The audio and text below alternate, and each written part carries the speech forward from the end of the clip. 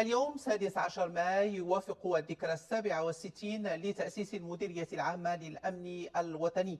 هي مناسبة سنوية لاستحضار الإنجازات والتضحيات الجسيمة التي يبذلها رجال ونساء الأمن الوطني خدمة للوطن وللمواطن، كما تشكل مناسبة للوقوف عند منجزات هذه المؤسسة والتي شكل عنوانها البارز خلال السنة الماضية مواصلة إرساء آليات الحكامة الأمنية وتوطيد التخليق المرفقي وتعزيز شرطة القرب. تقرير أحمد العلوي. 67 سنة مضت على تأسيس المديرية العامة للأمن الوطني. 67 سنة من الإنجازات والتضحيات الجسيمة لرجال ونساء رسالتهم الأولى ضمان أمن وسلامة المواطنين وممتلكاتهم ومكافحة التهديدات المتنامية للظاهرة الإجرامية والمحافظة على النظام العام.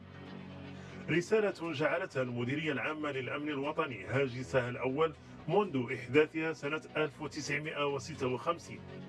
والاحتفال بذكرى تأسيس الأمن الوطني هي مناسبة للوقوف عند إنجازات هذه المؤسسة ومواكبتها لمختلف التحديات الأمنية ومواصلة إرساء آليات الحكامة الأمنية وتوطيد التخليق المرفقي وتعزيز شرطة القرب ومواصلة مسار تحديث الخدمات والبنيات الأمنية ومتابعة الجهود المبذولة لتدعيم الشعور بالأمن ومكافحة الجريمة.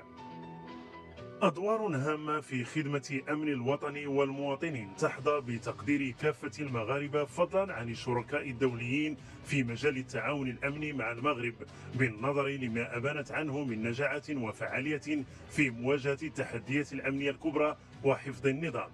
حيث واصلت المديرية العامة للأمن الوطني تحت القيادة المستنيرة لصاحب الجلالة الملك محمد السادس نصره الله يقظتها وعملها النوعي وضرباتها الاستباقية في محاربة المخططات الإرهابية، سواء من خلال تفكيك الخلايا الإرهابية أو مواصلة التنسيق الأمني على المستويين الإقليمي والدولي.